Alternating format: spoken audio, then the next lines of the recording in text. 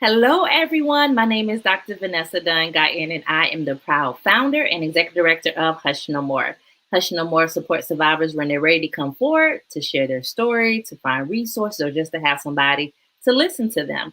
We also provide free training in our communities to different churches, different youth groups, any organization that needs information on what we call the hush topic: sexual assault, domestic violence, sex trafficking, child sexual abuse, incest, all of those topics that are very difficult to discuss and we do not talk about enough in our family. So tonight, we are going to talk about putting the pieces back together again as relates to domestic violence, as relates to trauma. But our main focus is going to be domestic violence. So I am so excited to have our guest on today, and I'm going to bring her in.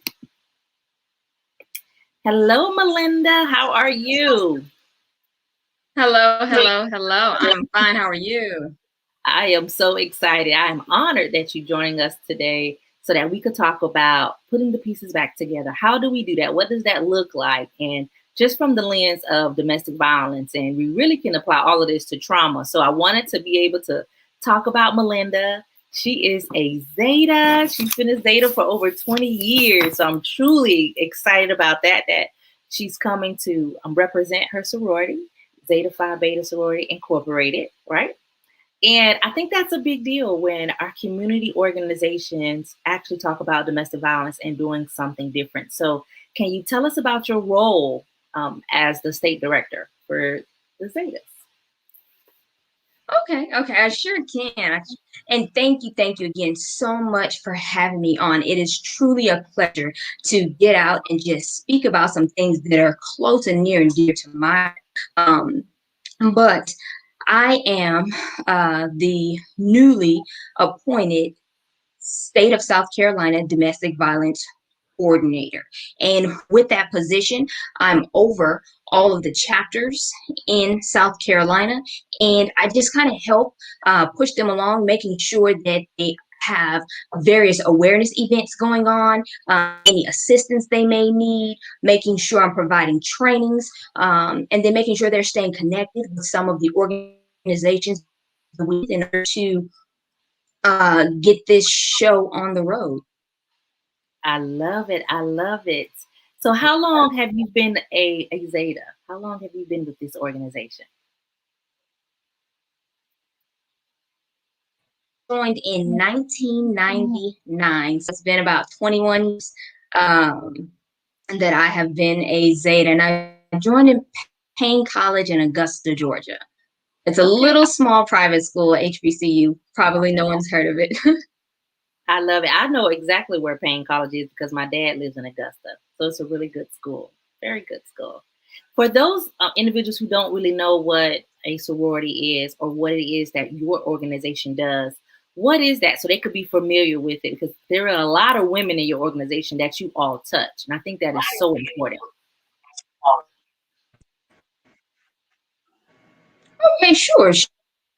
Well, a sorority they have it's a group of women that come together for a common reason, and they have collegiate level sororities, as well as community based sororities, as well as sororities for just different matters at hand. But as far as Zeta Phi Beta Sorority Incorporated, we are a collegiate level organization, and our group is based on scholarship, community service, sisterly love, and finer womanhood. And what we believe in is uplifting our community and making sure our sisters, not just the ones who join the organization, but those of the world, are taken care of. Who am I but my sister's keeper? I need to be a friend to the man on the side of the road. And in doing that, Zeta lends a helping hand. And with Zeta, we are an historically Black sorority. There are several of us, and we were created in 1920 on the campus of Howard University. I love it. I love it. So I am truly honored that your organization is doing so much as it relates to domestic violence.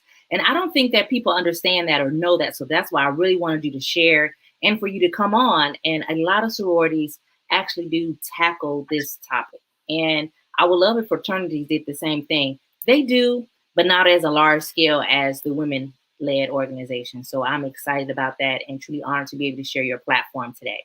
So, from your lens, what is domestic violence and what does it look like for the women that you work with? Yes, with domestic violence, it looks a little bit different for everyone, but in simple words, it is an intimate partner relationship where one is trying to gain power and control over another. And the tactics they use could be economic abuse, psychological abuse, emotional abuse, verbal abuse, and at times physical abuse. Um, and also want to let you know that these intimate partner relationships are not only heterosexual, also same-sex relationships as well. I think sometimes people get an idea of what domestic violence is and they don't see the major picture. Like the more I work in this field, I see more spiritual abuse and more financial abuse than I see physical. And I think that's because when people start seeing the physical bruises, I think they start feeling some type of way. Like it's harder to hide that, harder to control that. So have you seen the spiritual abuse or the financial abuse side? And I think that's one of those topics that we don't talk about enough as well as relates to domestic violence. Yes, Vanessa. I served as a domestic violence counselor for 5 years at a shelter. So I've seen various aspects. Domestic violence has no name, no race, no social economic background, no spiritual background, nothing, nothing is a cookie cutter case when it comes to domestic violence. It can be your preacher, it could be your doctor, it could be your next door neighbor, it could even be your cab driver. So, yes, at times, financial abuse is present. Now, it doesn't always look the same, not at all times even heard of. Heard of financial abuse, let alone the whole entire coin term. But what it controlling the funds that come into the household, controlling the funds as um and regardless of who actually makes that income, the abuser or the one seeking control, the one that controls the funds. There could be an executive director, uh, and I'm going to be using, want to let you guys know in advance, I'm going to be using he in terms of the abuser and she in terms of the victim, but only because numbers shows that the multitude, over 90% of all cases that come in, the male is the aggressor and the female is the female could be an director making well over 100,000 a year. She spends nothing because he controls the outgoing and the coming in. I've even known someone who couldn't even pay their rent, and she was the director of a department over a state organization. And she was facing foreclosure on her home because her husband controlled all the funds and did with it what he wanted to, as opposed to what needed to be done. I've even seen where people, their medical insurance is withheld from them after a physical assault has, physical attack has occurred. That's a form of economic abuse as well. And then spiritual abuse is a big one too. Now, with that one, people can use your religion against you. At times, if your conscience doesn't condemn you, then it's not wrong. If your heart doesn't, feel wrong, then you're not sinning. But if your abuser knows that you're closely connected with your religion, they will twist those words, and they could use scripture are subject to interpretation, and this is the way I interpret it, and I am the head of the household, so therefore these are what the rules that we're going to abide by. And that isn't in just one denomination. Other denominations use it as well. Jewish faiths, Muslim faiths, or what have you. um, People are at times being spiritually abused, and then some people don't even know that they are being a hindrance to a relationship, because I've seen women come into my shelter, and pastor said I needed to stay with him when I came up with my plan to leave, because I knew if I stayed any longer I would die. But pastor stayed, so I stayed, and now I'm just getting out of the hospital. And people will say, how did you not know that you were being abused?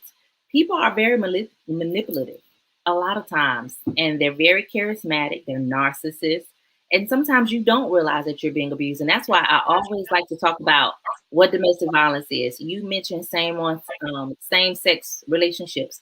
There's domestic violence abuse there, but we don't always know what it is, Mhm. or just because we don't have the black eye it's not domestic violence to us. So I think it's important to always speak on that. What does it look like? For you, what are some warning signs that over the years you have truly identified?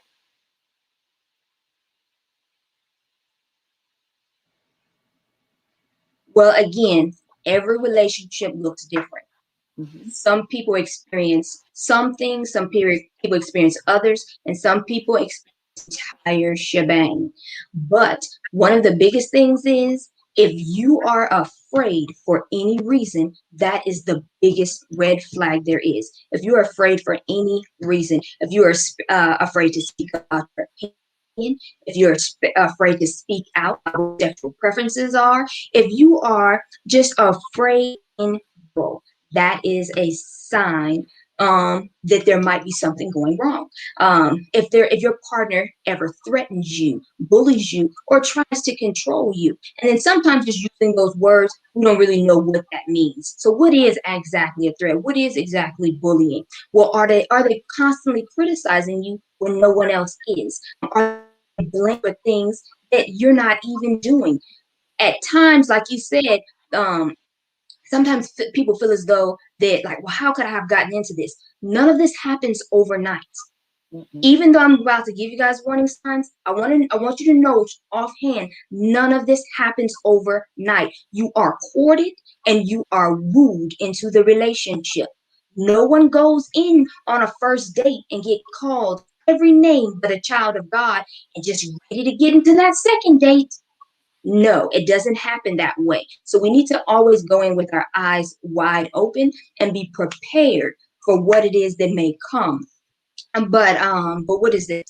Yells when you're making a mistake. We're not anyone's child anymore. That could be flag. Might not be red, but it's at least yellow. We at least need some caution in there. When your partner tries to control the money, we've talked about that one.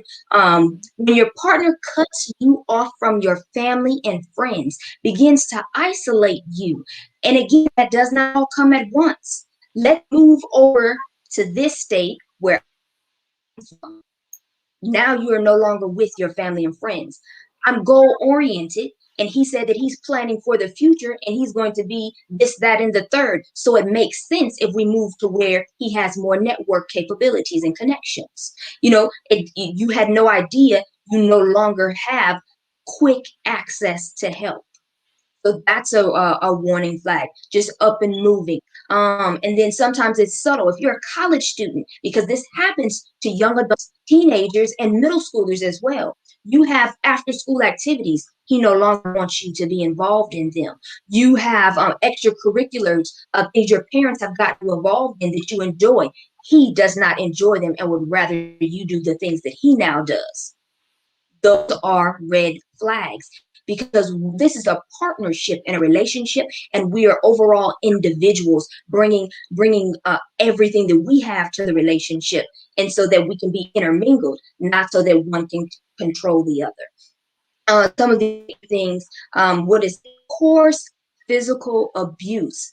It starts off small, pushes, slaps, smacks to full blown punches and kicks being thrown down the stairs. So the small things, pay attention to. And then also sexual abuse. It graduates. Red flags are you being humiliated during sexual activity? Does no not mean no? Rape if you are married and or in a committed relationship. So those are just a couple of flags. Yeah. I think that it's important to identify those red flags and to know the warning signs and see if maybe this is happening to me. If you don't know the warning signs, you really can't prepare yourself for what could be happening next. And it is definitely gradual. Like people say, well, why didn't you leave? Well, it wasn't happening at the beginning. I fell in love. I genuinely love this person and want to be with them, or we have a family together. So it's not as easy as leaving. And the abuse may not always be physical, but that is the main thing that we focus on is the physical abuse.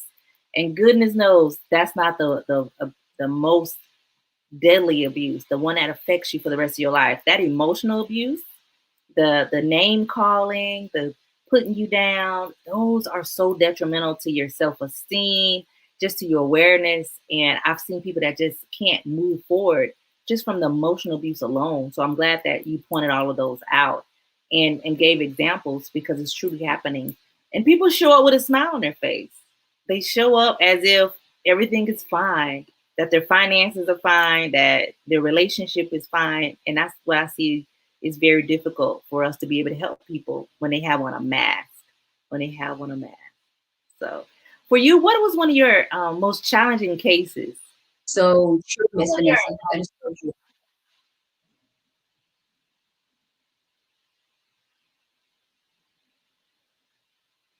I'm sorry, Miss Vanessa. I didn't hear you. I think I was talking at the same time.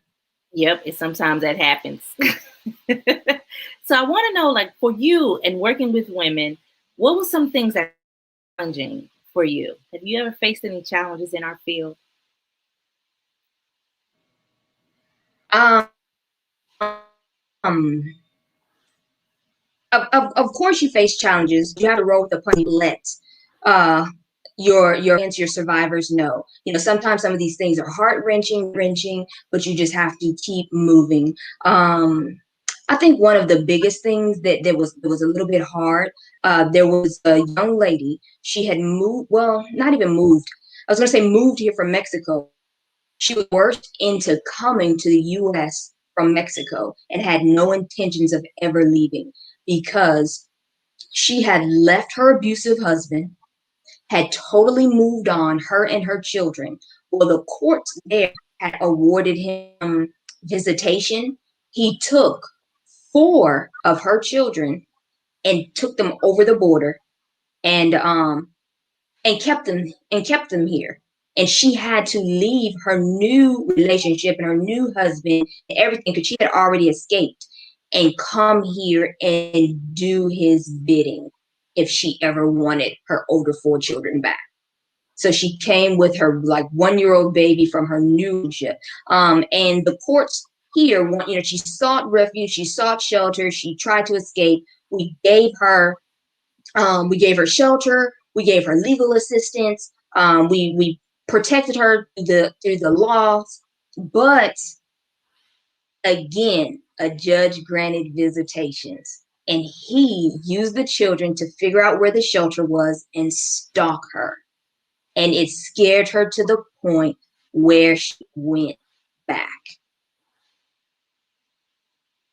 So that was a hard thing to do, where even though you're trying to make all of these right steps and you're making leaps and bounds, and mind you, the client knew not one lick of English, not one lick. I'm using my Google Translator to talk back and forth to her, just making this work however I could to make sure she was safe. And she felt though she just had to return, because he was stalking her. He would not let go. I even at one point had to put myself in between them during a court hearing. We were in the lobby. We go into the courthouse or the courtroom. And in order to get him to stop, I had to step in front and be bold and stand against him in order for him to calm down and realize this isn't the time or the place. Mhm. That was pretty brave. That's courageous. Pretty brave. That is a great example of a case where a lot of people don't realize that we can help you if you are not a citizen, right? We can help, we can provide services to you. And a lot of times they won't come forward because of that. And our children are used at times as pawns against us to control us. Children are used all the time as a form of control. And I hate that. That is one of my pet peeves when you take a woman's child away that you really don't want, but you take the child away as a form of control, as a form of hate, and to just be mean, because essentially that's all that is. So that is a great example of a case of why a person would go back because of the love of a child. You don't want your children with this man, by themselves, and you get tired too. I've seen survivors tired. They're just tired of having to fight and being stalked. And stalking is real. Stalking is real as it relates to domestic violence that we don't always talk about as well. So thank you for sharing that. I often I'll pray whenever I have somebody that goes back. I pray for them and I ask God to fight this battle so that I could be able to rest at night. And I understand that sometimes people have to go back and it's for them, and we don't judge. When you're ready to leave again, we're here. We're here for you when you're ready to leave. In every circumstance, like you said, everybody's situation is different. So you have to do what's best for you, but we're alongside of you to support you through that process. So that's important. You have a comment. Enrico said, a lot of times the courting phase of abuse is boundary testing. They're looking to see what they can get away with, and it keeps piling on as the relationship progresses. So true. Have you noticed that, Melinda? Yes, yes. Domestic abuse is a learned behavior. It is a learned behavior. It is not genetic. It is not inherited. It is a choice. And what's making it that learned behavior that you're choosing to do are those reinforcers. There are positive and or no responses to what it is that's happening. And at times, children witness these things in their home as they grow up, and they begin to normalize it. Why? Because those reinforcers were not put in place. Because there's negative reinforcers and there's positive reinforcers. You can let a child know, like, no, don't touch the stove. That is not good. If you never tell the child that it's not okay, then they're going to put their hand up there. If you don't let them know that, hey, that didn't feel good, right? They're going to continue to do it. Same thing when it comes to abuse.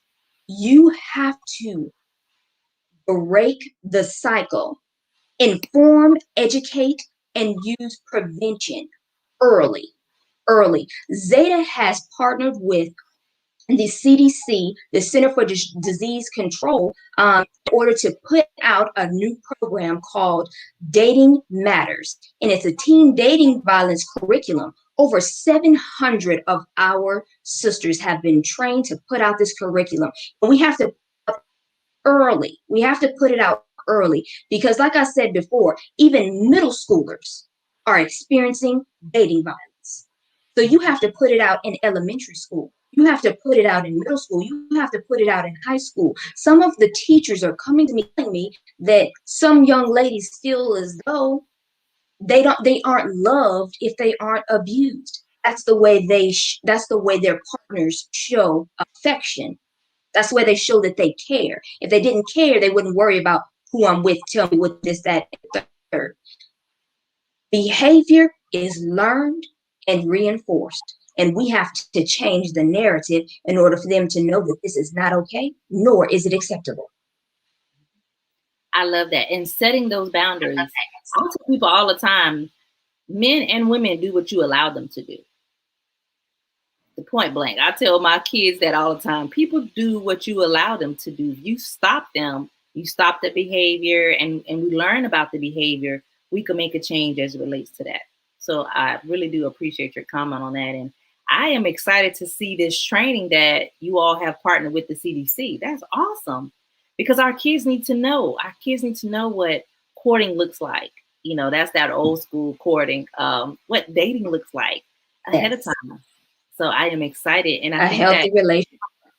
A healthy relationship. And then if you didn't come from a healthy relationship, it's hard for you to see it too. It's hard. Yeah. So, and I grew up in an abusive home, and I realized what I did not want my relationship to look like very early on. And everybody doesn't see that. And sometimes they end up in that same type of relationship that they grew up in, that they saw their parents in. And so it's important to kind of identify that. So for you, all of the women that you have helped and the families, what is your way of helping people put the pieces back together again after we've been through domestic violence, some type of trauma, maybe even the sexual assault is in there? How do you get it back together once you leave and make that major decision to go forth and start a new life? Well, what that looks like is first off knowing you do not deserve this and it is not your fault. You are better and you deserve more. Safety plan in order to get out. Make sure you have the proper plan in place in order to leave the situation. And making sure you have the proper people in place in order to be a support and be your fence around you in your time of need. And then two, some of the biggest things, your mental health, making sure your mental health is in check, because victims of domestic violence suffer from more than just bruises. Those emotional things, those psychological things they have experienced cause PTSD, post traumatic stress disorder. They cause various personality disorders, and that we need to address and not sweep under the rug. So, our mental health is very, very important and to pay attention to. And then also our overall health, our general well-being, because at times abusers won't let you go to that might be a cry for help. At times you might be worthy even doing the general health things, going to working on your smile, going to do your annual checkups, or what have, making sure that your career development is in place. Because with that isolation that comes at times, your career has fallen by the wayside. You may not have that high school diploma. You may not have that college degree. And or you may have it. That may have the only outlet you afforded, but you don't have any experience. You don't have any work experience. So making sure you have a career coach and or looking through your community to see what readiness programs are available. And then the last thing is, if there are children involved who has witnessed trauma, address the needs as well, because trauma causes various things to go wrong in a child's life. They might be acting out in school, their grades may be suffering, their personality may be changing. So making sure you address their mental health and their state of mind as well. So mental health, overall health, career development, and your children. Making sure that those four things are in check will help you put those pieces back together again, and that puzzle will be made whole once again. Mental health is so important, and we don't talk about it enough. We don't talk about the counseling and finding the right therapist, right? The right counselor for you.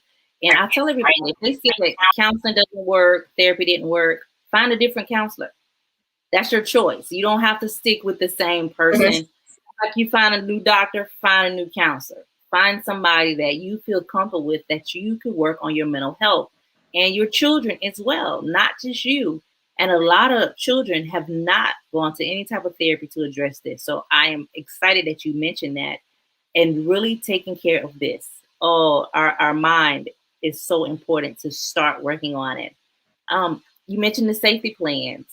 We actually help with safety plans in a continuum. You can sit down with individuals to talk about a strategy of what your life is going to look like. You don't have to do it alone. You're not alone. There's organizations, there are families and friends that can sit down with you and say, "Hey, let's talk about what is it that you want to do." You're not in this by yourself. And so that's part of putting the pieces back together again, is getting a team around you, and love that. Love that. Then my next comment is the Yes, career. yes. Mhm. Yes, you can finish. Oh, I was just going to say with make sure if it's an emergency situation, call 911 straight away. But if you are planning your exit strategy, you guys, sometimes we have to just think small. We don't have to be elaborate with these things. Yes, you can have a team, you can have a partner, but hide an extra spare of keys. If you're making a mad dash out the house, an extra car keys out the door is more feasible than trying to find the keys somewhere in the house. having a getaway bag, not necessarily in the trunk where it can be found, but at a friend's house with important documents like birth certificates or what have you, should you have children, social security cards, orders of protection, just whatever you might need. And then two, what is it? Uh, not at times we don't know if we're really ready to leave. So the safety planning could just begin with a phone call. At times, no one knows that we're going through this, so we might not want to call a family or a friend. So there's national hotlines out there. There's a national domestic violence hotline, and the phone number is 1-800-799-SAFE. 1-800-799-SAFE, and that SAFE is 7233. They can help you safety plan. They can help you plan that route of escape. Because again, everyone's plan might be different. They can help you navigate your way through. But that's what I was going to add. You are not alone. There are a lot of resources out here, but we don't know about all the resources. And so that's why I really think it's important to have this show so that people can realize that there's help available, options, and we can help you come up with options and be safe and do it a safe way. It's so important. Careers. Sometimes part of abuse is the financial and the spiritual, where you're not allowed to work. You're not important enough to work, and they don't want you leaving out of the home. And so how do you put those pieces back together again? So there's different career programs. We do it every quarter where we sit down with you, look over your resume, help you find out how to capitalize on the experiences that you do have that you might think you don't, but you can start over with your career and get a good job. You don't have to go work at fast food unless you want to work at fast food, but we could create ways to get you to the next level. And there's different organizations out here, to include the unemployment office, has great career programs that you could tap into so that you can start over. Very important. All right. So that is a great, I think it's important to think from the strategic way of how we can make this happen. Now, I think out of fear and uncertainty, people do not leave because they don't know what to expect. But we can help you to figure out what that looks like for your life. We can. Lonnie said that some people grow up in violent families, and being abused can be comfortable for some people, and where they don't want to leave. And what do you think about people that are not ready to leave, or they're comfortable in their space of what we describe as domestic violence? That was a good statement. People have various reasons for staying, various reasons.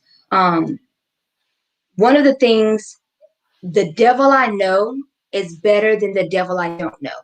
You know what it is that's expected here. You don't know what is expected out there. You don't know what hoops you're going to have to jump through. At times, victims have lived with this so long, they have learned their abusers' habits, and they've put on enough faces to know when a storm is coming and when it's past. So if they're able, and then too, not at all times, as we said before, is physical violence always present, and or it's not constant. Sometimes these violent explosions might happen once a year, and they just have to endure the emotional side of it, the verbal side of it. And so it's easier to navigate through that as opposed to leaving in what the unknown is. But we don't know when someone's cup is full. We can't say when their cup is overflowing. We know what straw is going to break the camel's back. We just need to make sure that we are there for them in their time of need. Because at some point, they will want to be free of this.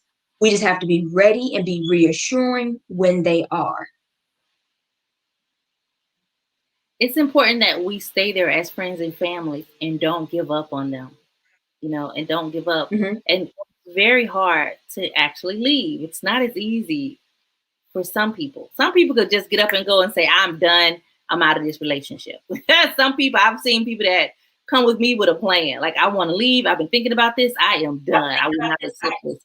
But a lot of people have not been there where they could just say, I am leaving and move forward. So that is our goal, and really concentrate on being there for them when, like you said, when that straw does break, when the camel back breaks, are we there for them? That's important. So, And two, I've had some people who have told me that they don't know what it's like to have a father in their life. So they're going to endure this relationship so that their child might know what it is to experience that father-child relationship. And not at all times does the abuse go to the child. A lot of times it's only directed at that spouse or intimate partner. Like the situation that I spoke of earlier. That father lavished those kids with any and everything they could think of. Any and everything they could think of. Every time they came back from a visit, they had a brand new this, that, and the third. They didn't know that that was his them in order to keep them under their wing and make sure that they didn't love the mom the same way he didn't. Um, but everyone stays for a different reason. And then too, remember, I told you that some of these victims are suffering from PTSD. They're going through their own little mini war behind closed doors. I've had a victim tell me in a marriage for 20 years because she was scared to tell someone. She didn't want all of this abuse to constantly happen to her, but she was in love and she was just if she told, he might lose his life because that's, and she didn't know if she could deal with the fact that the man that she was in love with died. And because we don't know what how they're rationalizing their thoughts on staying. So again, we just have to make sure we keep an open mind and make sure we're there to help when we can and or provide resources to someone that's a little bit more stable than we are who can always be there to help. indeed, indeed. I always say we can't judge. We can't judge people for where they are, because you're right. You're so right. I have an interesting comment from Lonnie. She said, any experience with women who stay for the sex, like the abuse cause, they know it will lead to sex, finds it relaxing. So when they have some type of intimacy issues going on, where the sex and that love and that relationship may be a reason why that they may stay. And I could see that. No, ma'am, I have not experienced it. Yes, Miss Vanessa, I can see that as well because we don't know what people are clinging to. But I will use this. Remember, relationships start off courting period. They are wooed, and the victim is in love. 9 times out of 10, that abuser went all in and head over heels for them. And no matter how bad it gets, that victim will do everything they can to get back to that honeymoon phase, to get back to that moment of where I was doing everything right and I appeared to be this way in his eyes and or in their eyes. So they're trying to get back to that. And they're in love. So it's not at all times, oh, the sex. No, it's I love them. I truly love them. And I'm enduring this. What is it? Sometimes you have to suffer long. Some people believe that in every instance. Not just have to suffer long through this life. I have to have patience through this long stoplight. No, I have to have patience and suffering through this long marriage. So everybody rationalizes it differently, but that's one of the biggest reasons why they stay, because they're in love and they want to get back to that great love they once had with that individual. I've always heard people too say, my love for them may make them stop. I'm going to keep showing them Mm-hmm. love and stay, because maybe one day they may change. Hmm. That's a challenge. That's a choice to decide if you want to stay and see if it'll change. But if you get to the point that it doesn't, reach out for help. Give yourself a timeline to say, this is not changing. I'm going to leave by this date, you know, and look at it from that perspective. Once people leave, Melinda, how Yes. long does it take to put all these pieces back together? How long do you think it takes?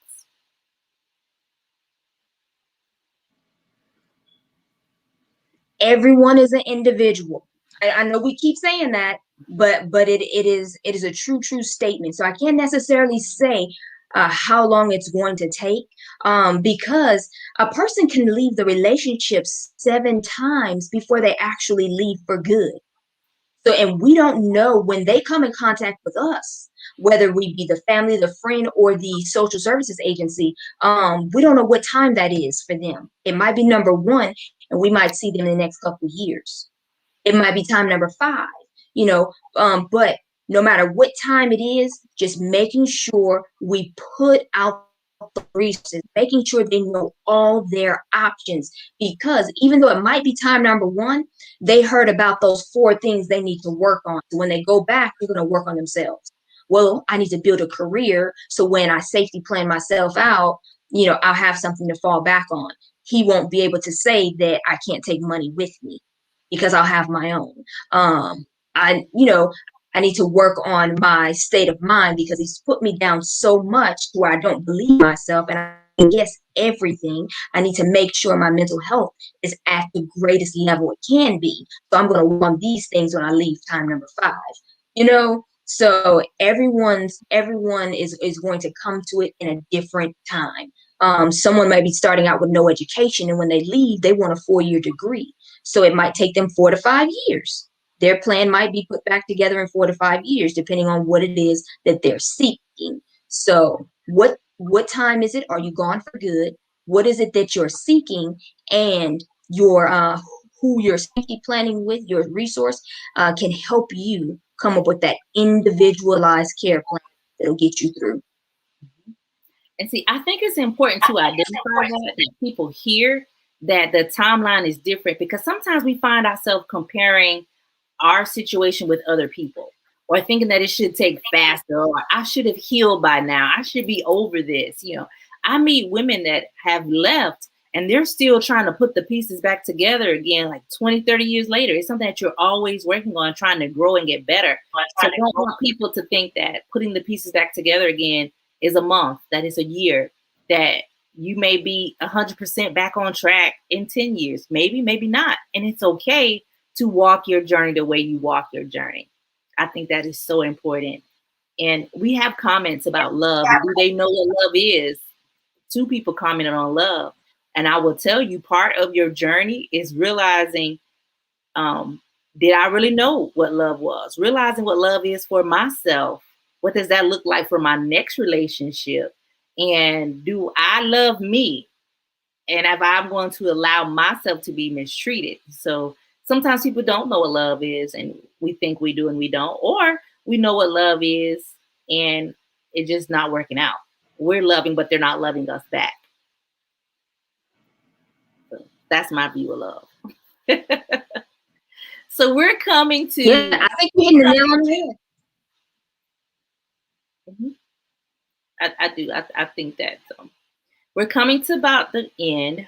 So I wanted to ask you, was there anything that you wanted to reiterate? Was there anything that you wanted to bring out that we didn't discuss? And I also wanted to know about your business and what it is that you do. So what are some last words that you have for the audience? Okay. Well, I just want to let you all know that Zeta Phi Beta Sorority Incorporated is a worldwide organization. We have chapters across the entire U.S. in the British Virgin Islands. We have them in Africa as well. And every single chapter, every single state, every single territory has been enacted to go out and fight this good fight to bring awareness of domestic violence abuse. If there are any organizations or chapters in your area, seek them out if they haven't sought you out for assistance, for help. Um, and then also make sure that if you are experiencing something like this and or know someone who's like this, be sure to get help. Use that crisis line number that I provided, depending on where you are and what state you're in while you're viewing this. And then also, just to let you guys know, my husband and I have a counseling agency, Gravity Counseling Group. If you should need services with COVID running rampant, teletherapy is available. There is just one click away. GravityCounselingGroup.com. There are licensed clinical counselors on staff who are ready to help and assist. If you do not have insurance, don't let that stop you because there are ways around that as well. Um,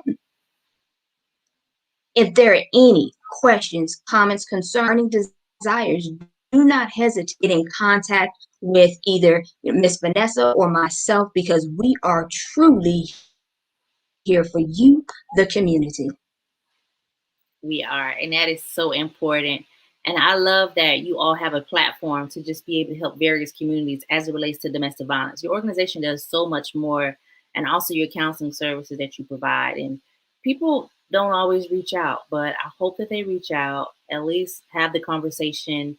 If you are a Zeta, just know that within your organization, you're doing really good work. I love it. I love what you're doing for the state of South Carolina and all of your other state directors as well. And I thank you much for that. Andrea said, bring all of this to Jamaica. Oh, Andrea, we would definitely come to Jamaica. I would definitely come Jamaica. and provide some services Yes, there. yes. And that is our goal, too, is to make sure that we do it worldwide. We might have a chapter. Yeah, that's something that we definitely try to do. So thank you, Melinda, once again, for just being so amazing, being an advocate, putting in the work, which is not easy. We need more women and men to come forward to just be able to support others and to be able to be a resource and to just pour into our community. If you know somebody that is struggling with domestic violence and is going through, make sure that you're gentle with them. Try to understand what they're going through, validate how they feel.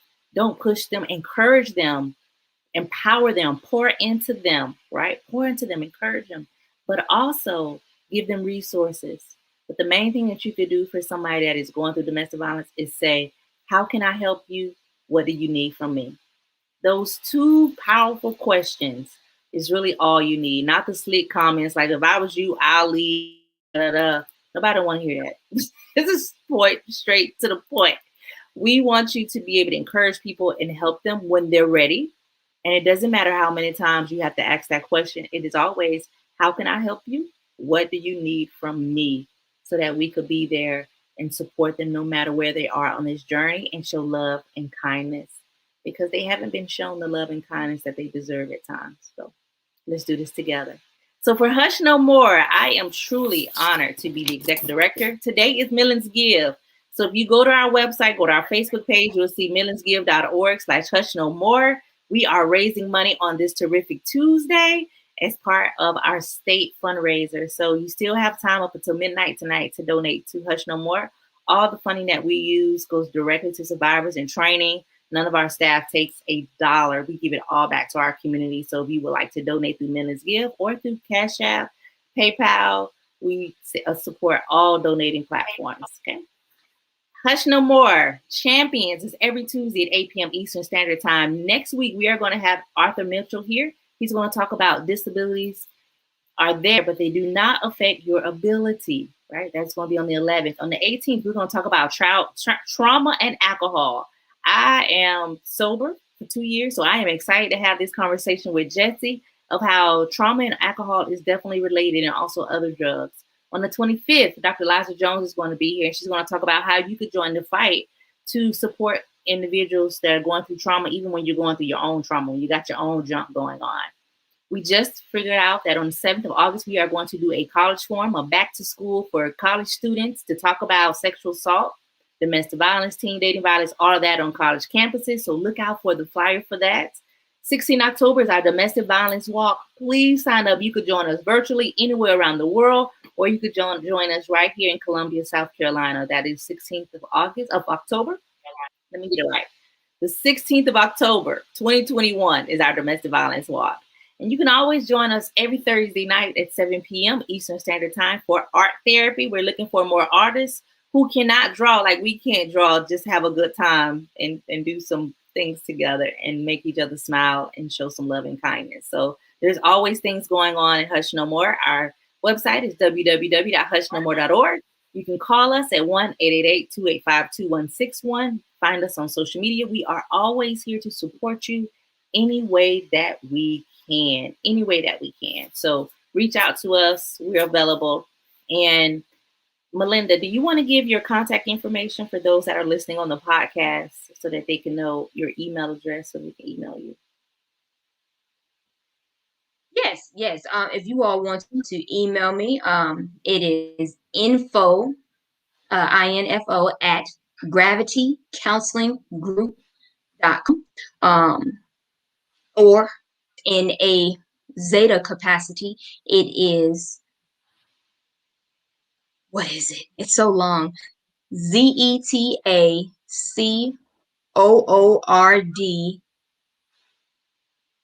I don't know. Miss Vanessa, what is it? I tagged it in the post, but for those in the podcast, it is Zeta, ZetaSCDVCOORD1 at Gmail.